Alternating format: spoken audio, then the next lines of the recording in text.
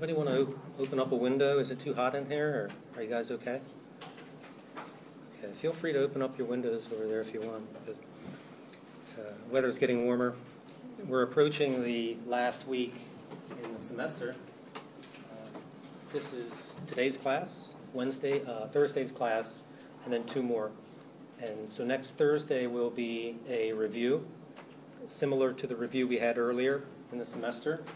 We'll finish up 20th century, and then we'll get into the new case, into Hadley v. Baxendale, which I think will be the last case of the semester, perhaps, probably. What we were discussing on Thursday was, what are the 2 strategies that the defense has?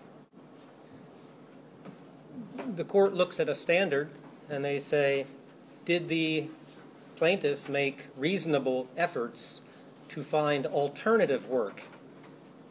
And that's a standard that's used in employment law. Good. We know this case. So we have the 2 possible defenses. The first one, 20th century film is arguing that they offered a substitute film and the plaintiff refused it. Now, what does the court say about any substitute offer? Did Parker make reasonable efforts? No? Why do you say that?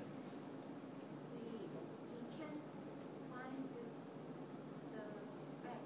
Okay. That Parker tried to find the alternative work. I'm sorry, the fact that what? In case, Mm-hmm. we can find the fact. Yes, that's that, true.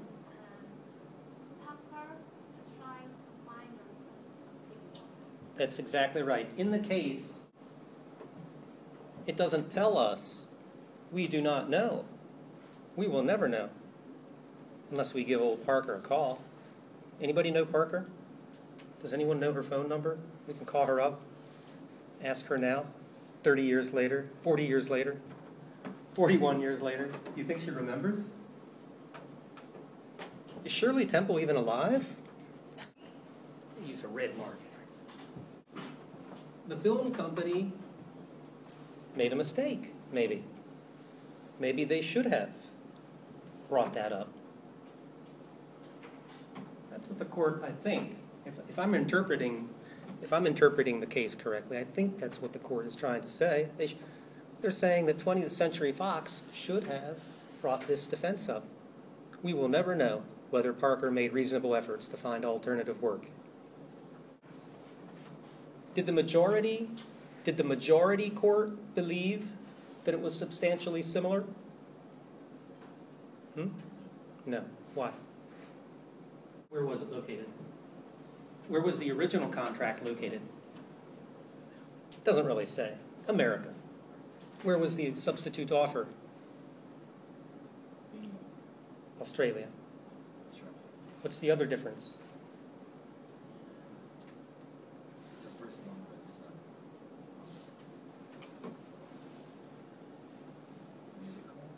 First one was a musical. Was a drama. Okay. Where would the second one take place? Down beneath the earth. In Australia, in a pit, in a mine pit, underground. Give me one more, please.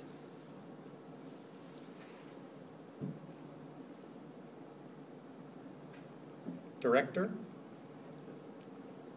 Has to do with director. Approval rights. Approval rights for the director. That's big. I think that's big. For an artwork. What does the dissent say? What does Sullivan, good old Sullivan, say? We had Olson in Groves v. Wonder as a dissenter. Remember Olson, the dissenter? Who's the dissenter in Parker? He gives quite a long, rambling dissent. What does Sullivan say on page 49 through 99? It's a long dissent. What is the main point of his argument?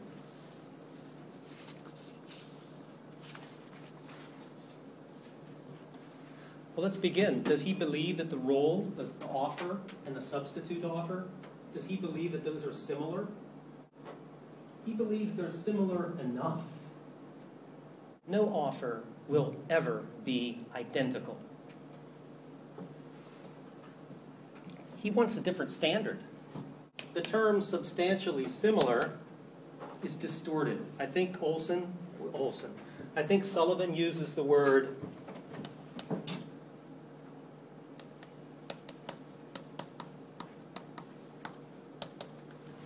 distorted. He says there's a lot of different words that courts use. There are a lot of different words. What are some of the words that Sullivan uses?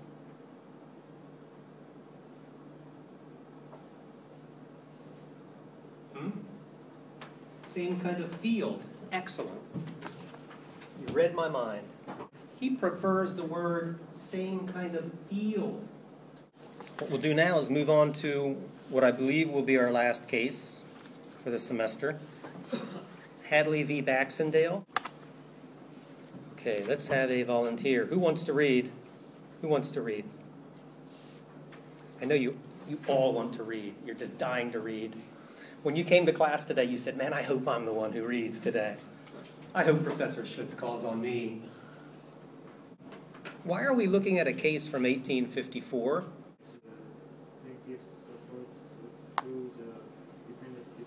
Thank you. Good. What is this case about? So far, it's a breach. It's a case about breach. Between whom?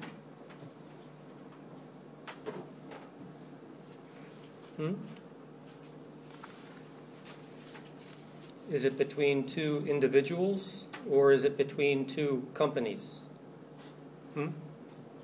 Two companies. What are the names of the companies that are involved in this case?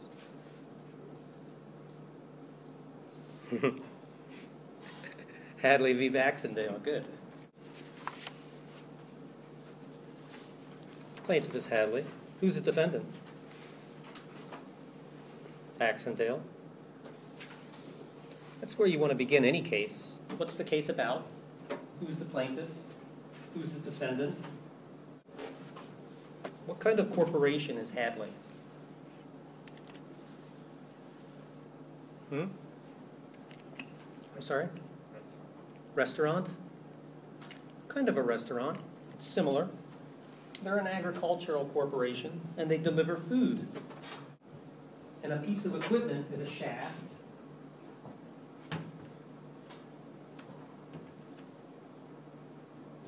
That's a part. It's a part of machinery. It's an important part. It would be like, it's a piece of machinery. It's like a door, a handle. This is a handle. This is a door. And this is a part, a piece of the door. If I don't have a handle, how do I open the door? I can't open the door. I have to have the handle. And with Hadley, they have a door, but they have a broken handle. They have a broken piece of equipment, and they need to fix it. They had a contract. We signed a contract. You agreed to give me the shaft in 3 days. And because of some neglect, it was delayed by some neglect. And the consequence was, the result was, that the shaft did not arrive until several days later. Therefore, we were not able to work because of your neglect, because of your breach. Did Hadley say to Baxendale, I really need this shaft in 3 days.